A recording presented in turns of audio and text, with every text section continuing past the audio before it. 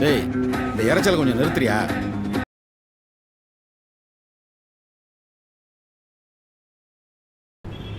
எதுக்கு sir medal கொடுத்தாங்க? ஏப்பா வண்டியை ரோட்டை பார்த்து ஓட்டுப்பா. ஒரு ஆர்வத்தில் தானே கேட்குறேன். அவார்டெல்லாம் வாங்கியிருக்கீங்க. அவார்டு எனக்கு இல்லை, என் ஃப்ரெண்டுக்கு. அப்போ அவர் வரலையா? அவர் எங்கே சார்?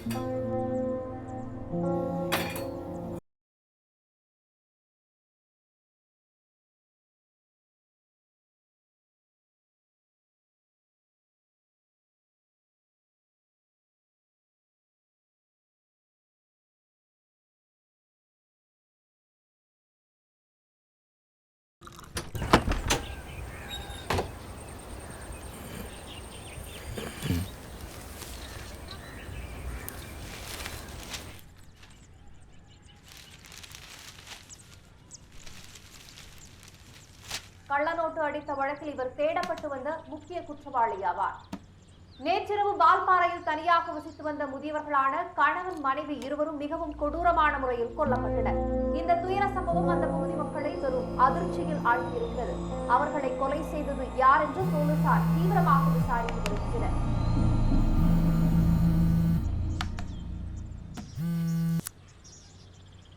சார், நியூஸ் பாத்தியா? அந்த ரெட்டை கொலையா? ஆமா, உடனே கிளம்பி ஸ்பாட்டுக்கு வரேன் சார். கொஞ்சம் சீக்கிரமா வரேன்.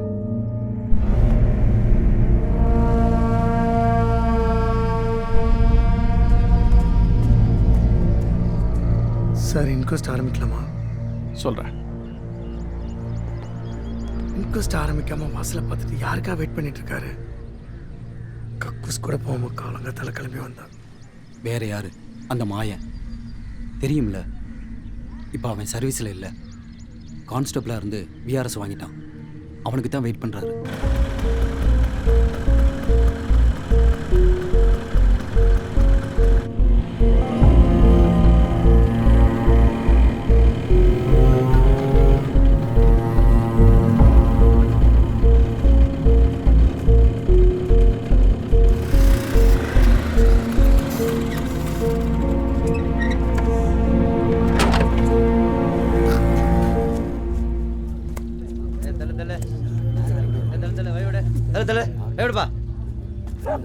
வணக்கம் சார். சார் உங்களுக்காக தான் ரொம்ப நேரம் வெயிட் பண்ணிருக்காரு. சார் எங்க?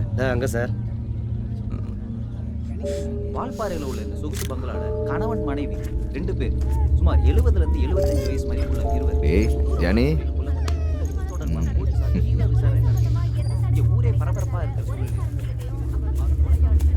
மாயா சார். சீக்கிரம் போய் பாரு. இப்போ ஃபோன் மேலே ஃபோன் வந்துக்கிட்டே இருக்கு. சரி சார்.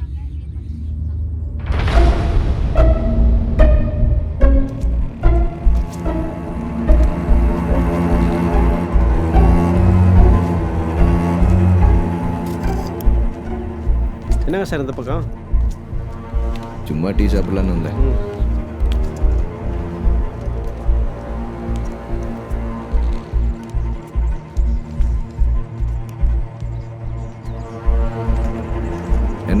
ஏதாவது கிடைச்சதா? ஒரே ஒரு பல்பு மட்டும் கிடச்சிருக்கு. இதில் ஃபிங்கர் பிரிண்ட் இருக்கு.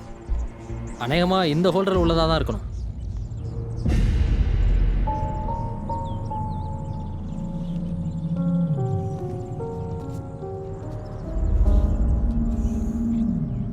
ஒரு ஏணி கிடைக்குமா? எடுத்துகிட்டு வரேன் சார். ம்.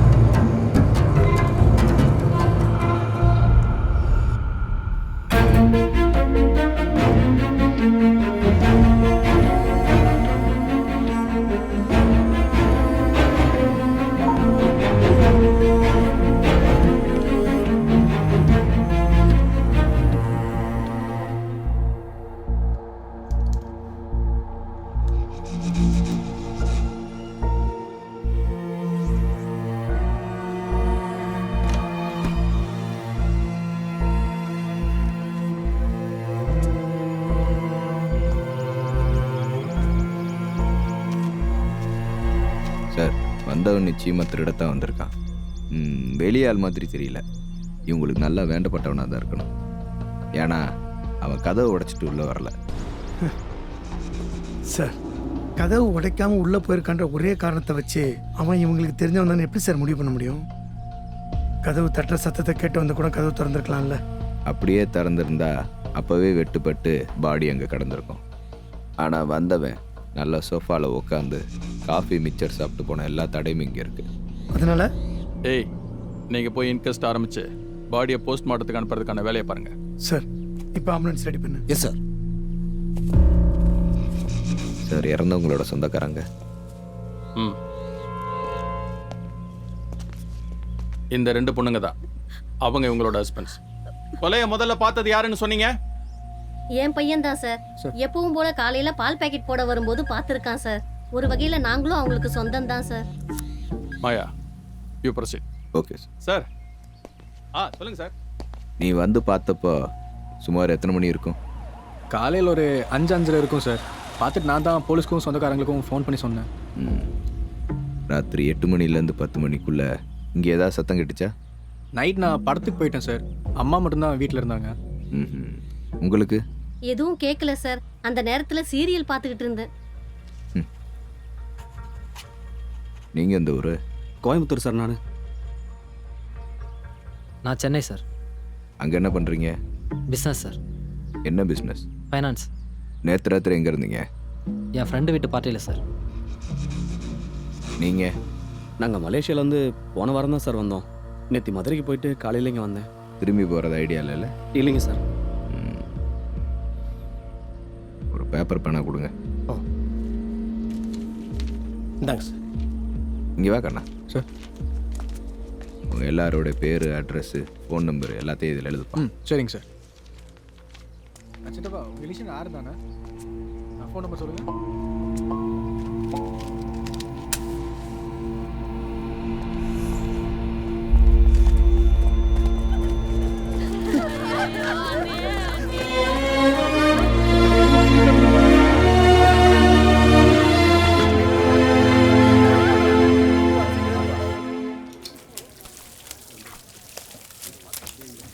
மணி, சரக்கு இருக்கா? இல்லையே சார். காசு கொடுத்தா உடனே வாங்கிற சொல்கிறேன். அது சரி. அப்போ இது என்ன கேடியா கட்டிங் போடலாம். சார் கிளாஸ் வேணும் சார். கிளாஸ் தானே. நீங்கள் கேட்ட பேர் அட்ரஸ் எல்லாம் சார். தம்பி சார் 2 கிளாஸும் சார் பண்ணேன். என் வீடு இங்கே பக்கத்தில் தான் சார் இருக்குது. நான் போய் எடுத்துட்டு வந்துடுறேன். இல்லை நாங்களே வரோம். சரிங்க சார். ஏட்டானே சார். இதில் உள்ள ஃபோன் நம்பரோட டவர் லொக்கேஷனை செக் பண்ணுங்க. Okay sir. போகலாம் சார். போகலாம். ஏய் நீ கிளம்பு, நான் அப்புறம் வர்றேன். தம்பி அந்த மூத்த மருமனோட ஃபினான்ஸ் கம்பெனி எப்படி போகுது? அவன்கிட்ட ஒரு திருட்டு தானே தெரியுதே. அவரை பற்றி எனக்கு பெருசாக எதுவும் தெரியாது சார். ஆனால் நடுவில் ஏதோ சொத்து பிரச்சனை நடந்துச்சு. அவங்களும் நாங்கள் இறந்ததுக்கப்புறம் எடுத்துக்கோங்கன்னு பிடிவாதமாக சொல்லிட்டாங்க. மற்றபடி எனக்கு வேறு எதுவும் தெரியாது சார். சார் உள்ள வாங்க சார். இல்லை தம்பி, வீடே கோயில் மாதிரி இருக்கு. நீ போய் கிளாஸ் மட்டும் எடுத்துட்டு வா. சரிங்க சார். என் மணி நம்ம மேட்ரு இல்லையா சார்? லோக்கல் சரக்கு சார். இந்தாங்க. எப்படியா இந்த கர்மத்தை குடிக்கிற? என்ன பண்ணுறது, எல்லாரும் விஷம் தெரிஞ்சுதான் அதை குடிக்கிறோம். ஆளை இல்லாத ஊருக்கு இழுப்ப பூதாச்சா சக்கரை. தம்பி கோச்சு கிராம பக்கத்தில் கடை இருந்துச்சுன்னா மிக்சிங்க்கு கோலா வாங்கிட்டு வரீங்களா? வாங்கிட்டு வரேன் சார். நாம் எப்பயுமே ராவாதான் சார். ரொம்ப நல்லதையா. மாயா எங்க சார்? அவர் குணந்துக்குற ஆள் கூட பார்ட்டியில் இருக்கார் சார். ஹலோ.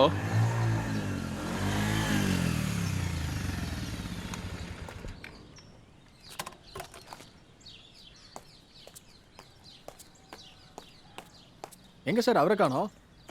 அவன் கிடக்குறான். நீங்கள் வாங்க. தண்ணி அடிப்பீங்களா? ஐயோ அதெல்லாம் அடிக்க மாட்டேன் சார். இவன் தான் சார் அந்த அக்யூஸ்ட். சார் நான் இல்லை சார். நான் எதுவும் பண்ணல சார். சார் நான் எதுவும் பண்ணல சார். நான் எதுவும் பண்ணல சார். நீ கலட்டி வச்ச பல்பில் இருந்த கைரேகையும் நீ கொண்டு வந்து கொடுத்த கிளாஸில் இருந்த கைரேகையும் உன்னோட தான்டா. அது மாதிரி நீ வீட்டில இருந்து எடுத்துகிட்டு வந்திய கத்தி, அதை என்ன தான் ஆசிடை போட்டு நீ கழுவுனாலும் ஃபாரன்சிக்காரன் கண்டுபிடிச்சிருவான். நீ கத்தியை மறைக்கிறக்காக சுற்றி எடுத்துகிட்டு வந்திய பேப்பரு, அது இங்கேருந்து கிழிச்சதானே?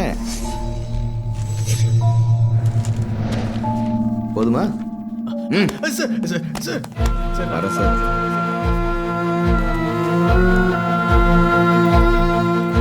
மாயா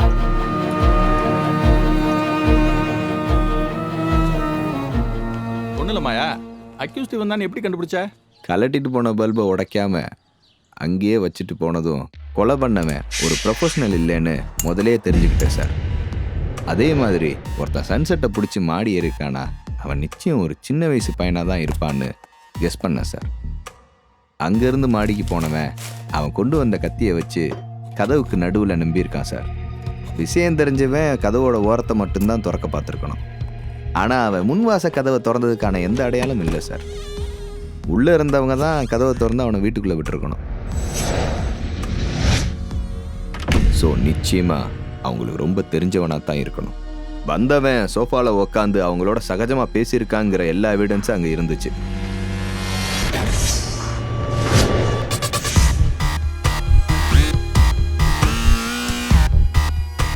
கிச்சனில் இருந்த காஃபி பாத்திரம் எரிஞ்சதை வச்சு பார்க்கும்போது அந்த அம்மா இவனுக்கு காஃபி போட வந்த நேரத்தில் வெளியே இருந்த பெரியவரை இவன் வெட்டியிருக்கான். சத்தம் கேட்டு வந்த அந்த அம்மாவையும் கொடூரமாக வெட்டிட்டான்.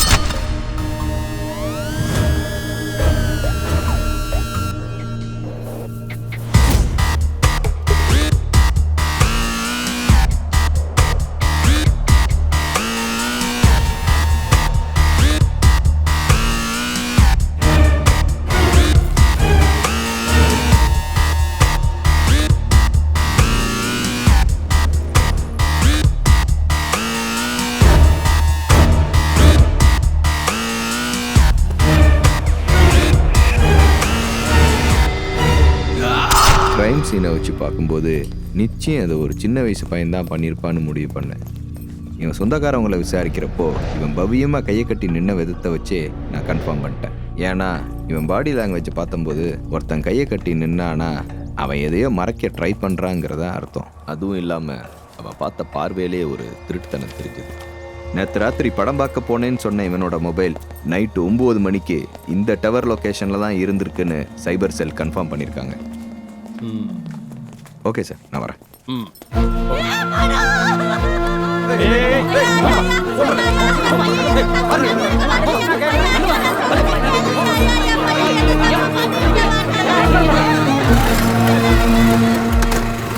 ஸ்டெல்லா என் பக்கத்தில் வரும்போதெல்லாம் அழுகி போன என் மீனாட்சியோட உடம்பு தான் ஞாபகம் வந்துச்சு. அந்த உண்மையை ஸ்டெல்லா கிட்ட சொல்ல முடியாத நிலைமை. அந்த நினப்பிலேயே நானும் செத்த போன மாதிரி ஆயிட்டேன்.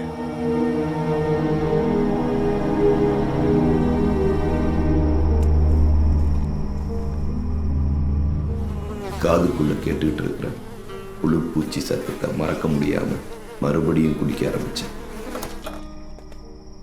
பாவம் ஸ்டெல்லா, நடந்த இந்த உண்மை எதுவுமே அவளுக்கு தெரியாது.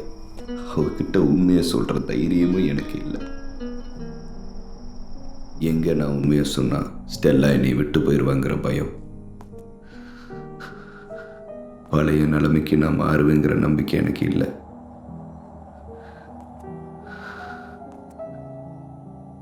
கடைசியில நான் நினைச்சதான் நடந்துச்சு. உங்ககிட்ட கொஞ்சம் பேசணும். இதுக்கு மேலேயும் என்னால பொறுமையா இருக்க முடியாது. எங்கேயாவது இளவெடுத்த தொடர்பு இருந்தா சொல்லி தொலைங்க. நான் தாராளமா விலகிக்கிறேன். நீங்க என்கிட்ட பேசி எவ்வளவு நாள் ஆச்சு தெரியுமா? இனிமே என்னால தாங்கிக்க முடியாது. நம்ம பிரிஞ்சிடலாம். என் புள்ள எனக்கு வேணும்.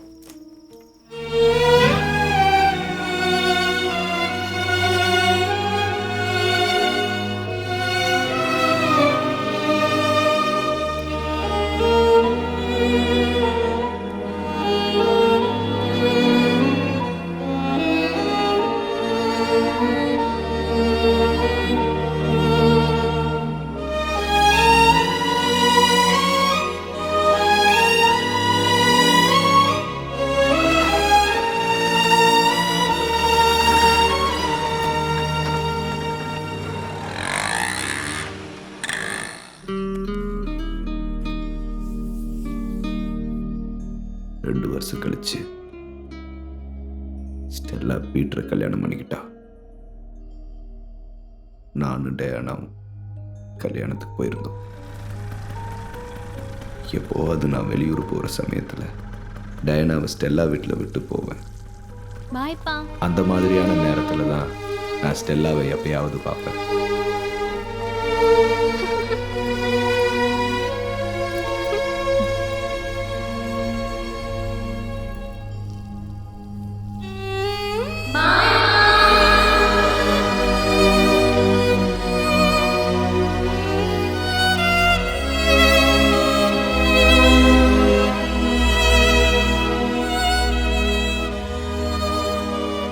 கொஞ்ச நாள் கழிச்சு மீனாட்சி விஷயத்தை ஸ்டெல்லாட்ட சொன்னேன்.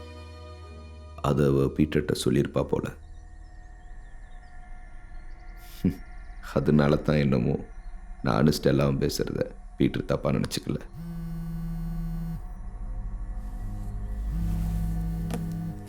மாப்பிள்ள, பீட்டர் ஃபோன்.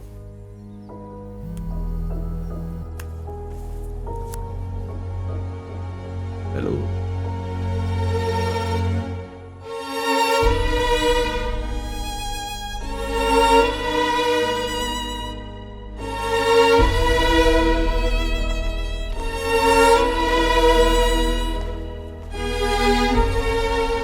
இதுக்கு மேலேயும் ஸ்டெல்லாவை வெண்டிலேட்டரில் வச்சிருக்கிறது எந்த பிரயோஜனம் இல்லைன்னு டாக்டர் சொல்கிறாங்க. அவள் ஆர்கன்ஸை டொனேட் பண்ணுறதுக்கு வில்லிங்கான்னு என்ன கேட்டாங்க.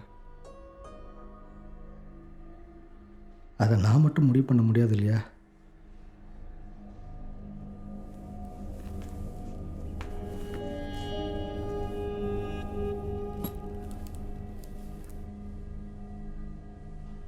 பேஷண்ட் டயனாவோட பேரண்ட்ஸ் யாருங்க?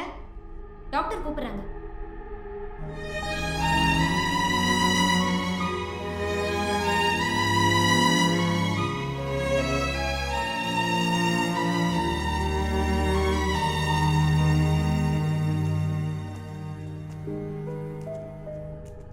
இன்னையோட டயானாவை வெண்டிலேட்டர் சப்போர்ட்டில் வச்சு 40 நாளாச்சு.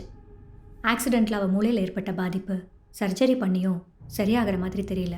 அது மட்டும் இல்லாமல் இன்ஃபெக்ஷன் லெவல் வேறு அதிகமாயிட்டே இருக்குது. இது எல்லாம் விட நாங்கள் கொடுக்குற எந்த மெடிசனுக்கும் அவள் உடம்பு ரெஸ்பாண்ட் பண்ண மாட்டேங்குது.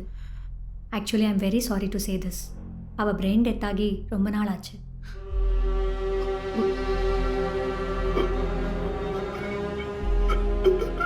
இந்த நிலைமையில இப்படி ஒரு விஷயத்தை கேட்கறது ரொம்ப கொடுமையானதுன்னு தெரியும். ஆனால் நீங்கள் நினச்சா ஆர்கன் டொனேஷன் மூலமாக டயானா பல பேர் உருவத்தில் உயிர் வாழ்வாங்க.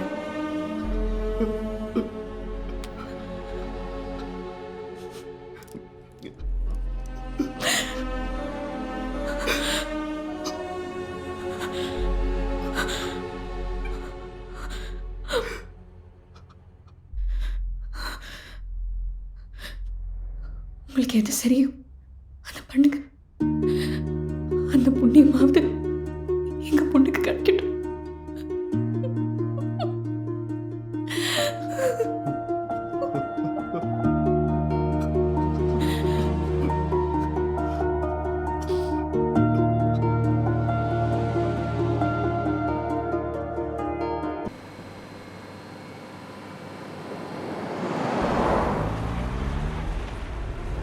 இங்கே எங்கேயோ தான் ஸ்டெல்லாவுக்கு ஆக்சிடென்ட் ஆச்சு.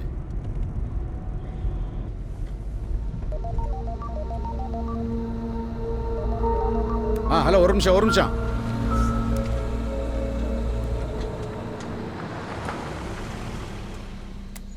சொல்லு சார், எந்த கேஸு? நேகம்மா. ஆமாம், ரொம்ப நாளாச்சு, மறந்து வச்சு. இது பேர் ஏதாவது சொன்னேன். சரி, நம்பர் எஃப்ஐஆர் நம்பர்.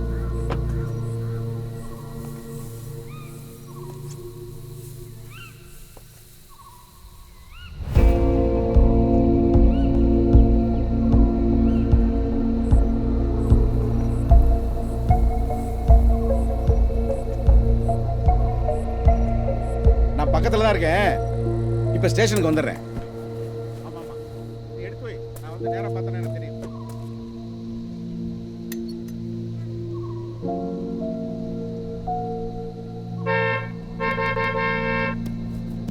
சுந்தரம், போகிற வழியில் அப்படியே ஸ்டேஷன் போயிட்டு போயிடுவோமா? என்ன திடீர்னு? அந்த ஒரு பழைய ரேப் கேஸ் இல்லை, கோர்ட்டில் ட்ரையல் போகும் போல இருக்கு. ஓகே. ரெக்கார்டு சரியில்லைன்னு ஜட்ஜி காய்ச்சின்னு காய்ச்சிடாரான். போய் எடுத்து கொடுத்துட்டு போயிடுவோம். ஓகே போகலாம்.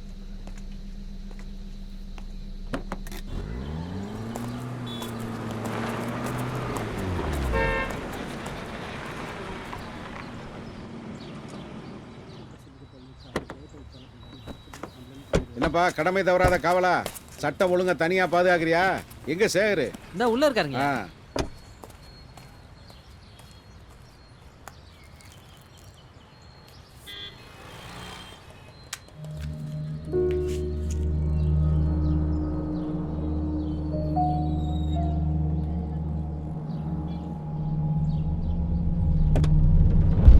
ராஜயோட திண்டுக்கலுக்கு ட்ரான்ஸ்ஃபர் ஆயிட்டாருன்னு சொன்னாங்க. அவர் மாதிரி 2 மாசம்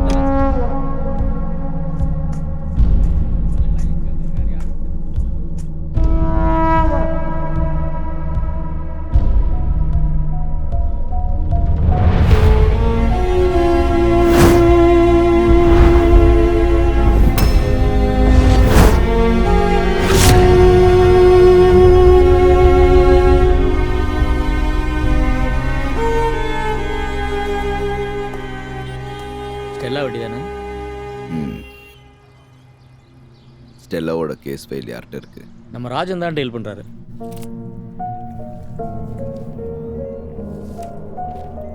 நீங்க சொன்னது போல ஒரு ஜீப்பு தான் வந்து இடிச்சிருக்கு. இடிச்ச இம்பாக்ட்ல பைக் ஸ்கிட் ஆகி அங்க உள்ள பாறையில மோதி கீழே விழுந்திருக்காங்க.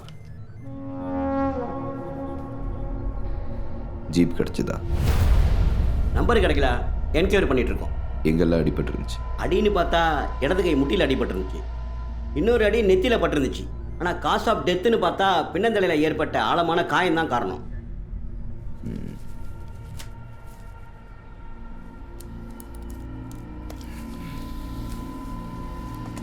இதோட ஜெராக்ஸ் வேணும். தரா. இந்த ஆக்சிடென்ட் சம்மந்தப்பட்ட பிக்சர்ஸை வாட்ஸ்அப் பண்ணு. இப்பே பண்ணுறேன். சின்னமல்லார் கிராமம் மலையூர் தெற்கில் அமைந்திருக்கும் அரசாங்கத்திற்கு சொந்தமான புறம்போக்கு இடம். கிழக்கு பகுதியில் பள்ளத்தாக்கும் மேற்கு பகுதியில் மலையும், டீ கடையிலிருந்து வடக்கு திசையில் 60 மீட்டரிலும் வடக்கு பகுதியில் இருக்கும் பிடபிள்யூடி போர்டிலிருந்து தெற்கே 50 மீட்டரிலும் கிழக்கு திசையில் இருக்கும் மைல்கல்லிலிருந்து 7 மீட்டரில் வடக்கு தெற்காக இருக்கும் ரோட்டில் மேற்கு பகுதி தான் விபத்து நடந்த சரியான இடம்.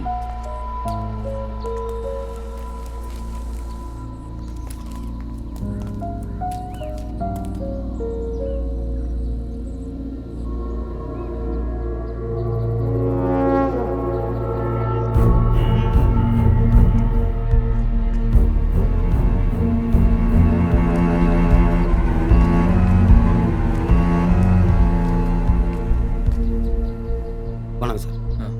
ஆக்சிடெண்ட்டை பார்த்து சாட்சி சொன்ன முனீஸ்வரன் நீதானா? ஆமாங்க சார். ஜீப் இடிச்சிட்டு போனதும் அந்த அம்மா எப்படி கிடந்தாங்கன்னு சொல்ல முடியுமா? தலை இந்த பக்கமும் கால் இந்த பக்கம் பார்த்த மாதிரி இருந்தாங்க சார். கை கை இந்த மாதிரி மல்லாந்து கிடந்தாங்க சார். ஏதாவது பிரச்சனையா சார்? நீ போய் 4 டீ போடு போ. சரிங்க சார்.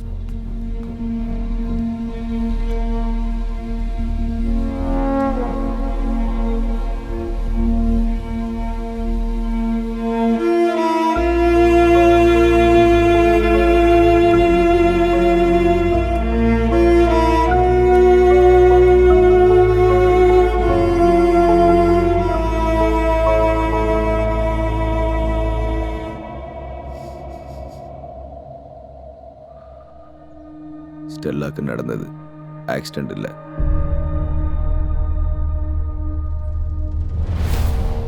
அது ஒரு கொலை.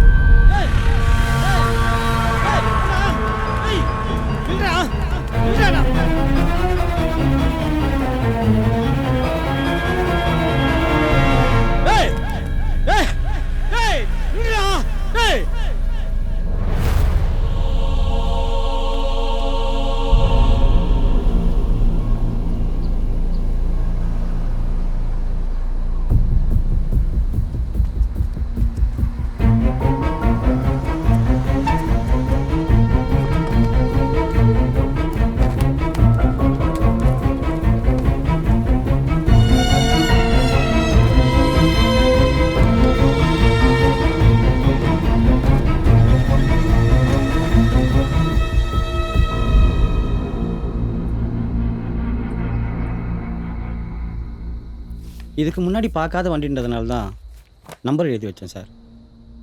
காரில் வந்தவங்களை இதுக்கு முன்னாடி எங்கேயாச்சும் பார்த்துருக்கீங்களா? இல்லை சார், 30 வருஷமாக இங்கே இருக்கேன். இங்கே இருக்கிற எல்லாரும் எனக்கு பழக்கம் சார். ஜீப்பில் எத்தனை பேர் இருந்தாங்க? 2 பேர் சார். இடிச்சிட்டு போனவனுங்க அந்த 2 பேரும் திரும்பி பார்த்தாங்களா?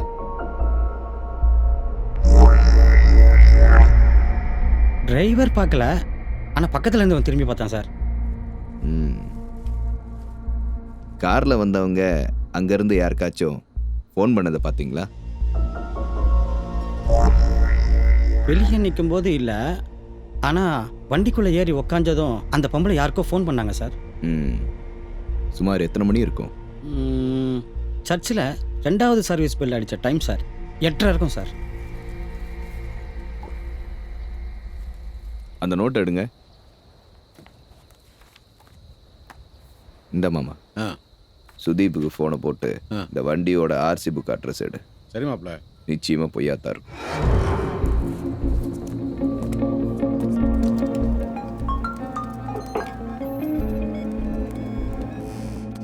Hello sir. சுதீப், நான் ஒரு வண்டி நம்பர் தர்றேன். சொல்லுங்கள் சார். அதோட ஆர்சி புக் டீட்டெயிலாம் வேணும். ஒரு நிமிஷம் லைன்லேயே வெயிட் பண்ணுங்கள் சார். நம்பர் சொல்லுங்கள் sir. TN41 CA 2067. 1 second sir. Sir, அது கார் இல்லை, லாரி சார். ஆமாம் சார், அது பொள்ளாச்சி அட்ரஸ். உடனே வாட்ஸ்அப் பண்ணுறேன் சார். பண்ணுங்க மாப்ள. நீ சொன்னது கரெக்ட். இது காரோட நம்பர் இல்லை, ஒரு லாரியோட நம்பர். சுதீப், ஒரு நிமிஷம் லைனில் இருங்க. சுதீப், எனக்கு ஒரு மொபைல் டம்பிங் பண்ணணும். அப்படியே நீ வரும்போது போர்ட்ரேட் ஸ்கெட்ச் வரைகிறான்ல அந்த அறிவழகனையும் கூட்டிகிட்டு வந்துடு.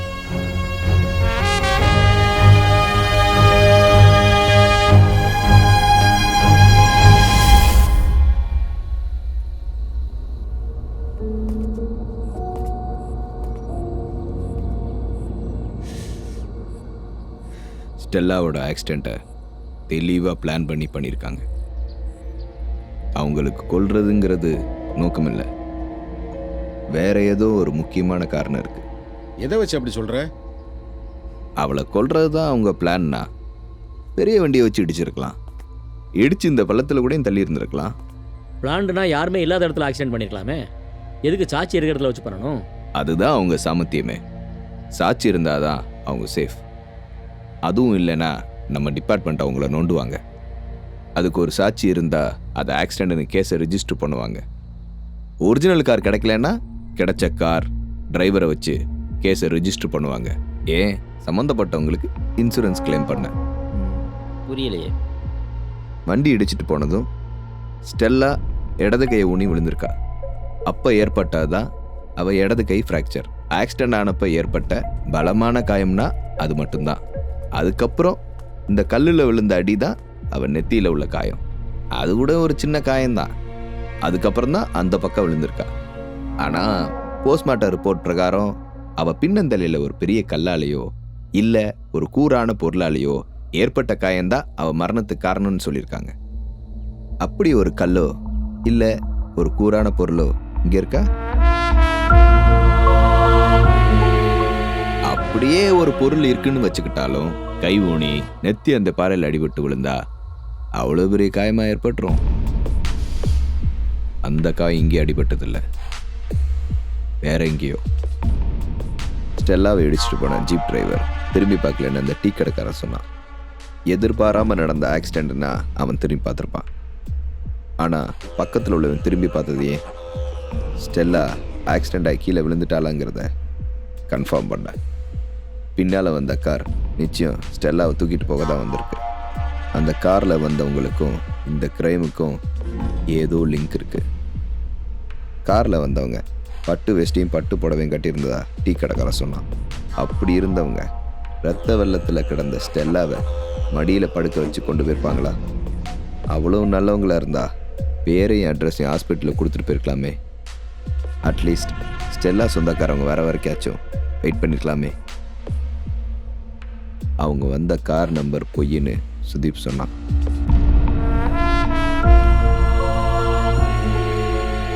பீட்டர் வீட்டுக்கு போனோம்.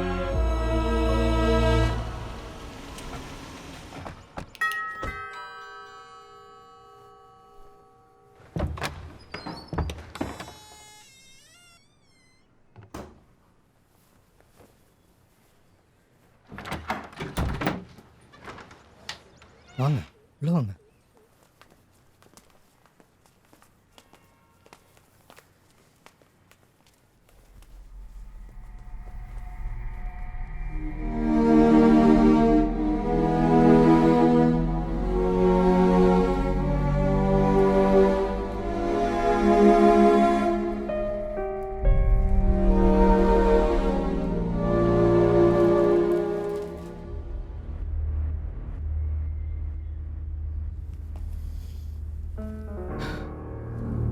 சமீபத்தில் ஸ்டெல்லா கிட்ட ஏதாச்சும் வித்தியாசத்தை பார்த்தீங்களா?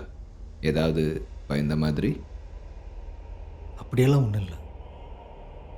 டயனா இறந்த சோகத்தில் இருந்தா.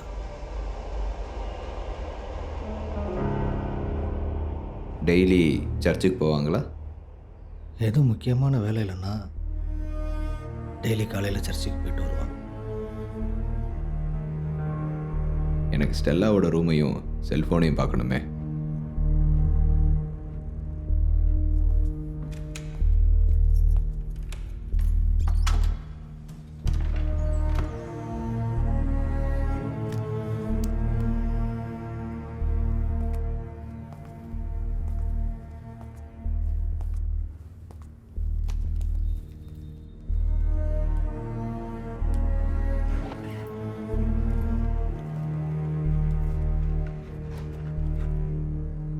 அவங்க எதுவும் உடம்பு சரியில்லாமல் இருந்தாங்களா?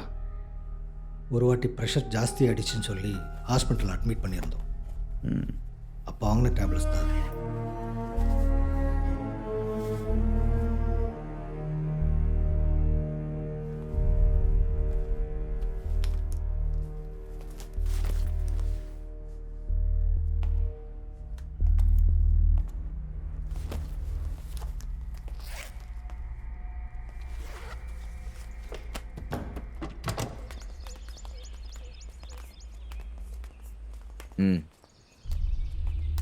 மாயன், ஸ்டெல்லா டெத்தில் ஏதாவது பிரச்சனையா?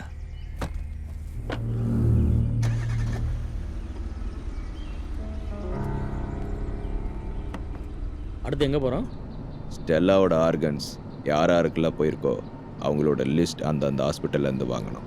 சரி, நாளைக்கு சாயங்காலம் பார்ப்போம்.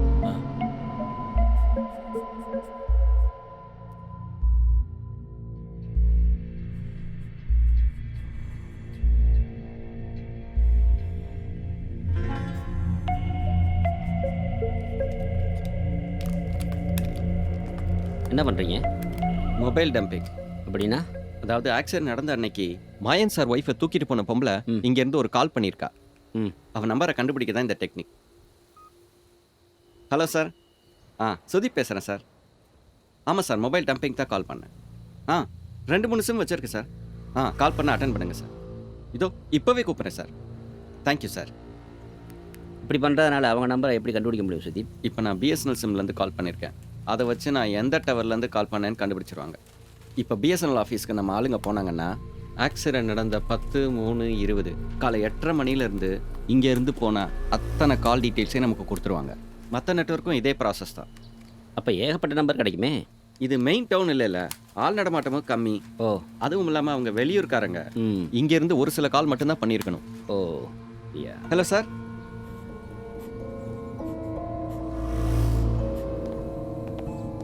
பண்ணியாச்சு சார்.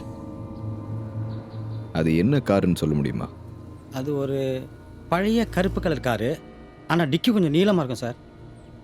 காரோட லோகோ எம்பளம் ஏதாவது ஞாபகம் இருக்கா? எம்பளம் ஏதோ இங்கிலீஷில் இருந்தது சார். இதில் எதுன்னு பாரு. இதா? இல்லை. இதுவா? இது சார் சார் இதான் சார், இதான் சார். Sir Toyota sir. டொயோட்டாவில் எல்லா மாடல் காட்டு சுதீப். இப்படி இருந்ததா? இல்லை சார். இந்த மாதிரியா? இல்லை சார், அது ஒரு பழைய மாடல் வண்டி சார். இதா? சார் சார் இதே மாதிரி தான், ஆனால் அது கருப்பு colour sir. Sir Toyota Etios sir.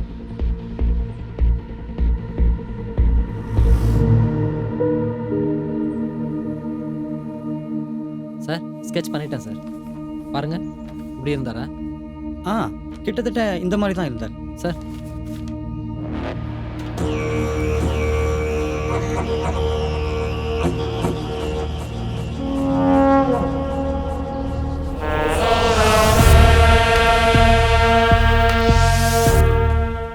Hello sir. எங்கே இருக்க பழனி? வீட்டில் தான் சார் இருக்கேன். ஒரு பழைய காரை கண்டுபிடிக்கணும். சரி sir. Toyota Etios, black colour, car number fake. பழைய ஸ்பேர் பார்ட்ஸ் பிரித்து எடுக்கிற மெக்கானிக் ஷாப், அது சம்மந்தப்பட்ட எல்லா இடத்துலையும் விசாரி. உடனே கிளம்பு. சரிங்க சார், சரிங்க சார். இப்போ கிளம்புறேன் சார்.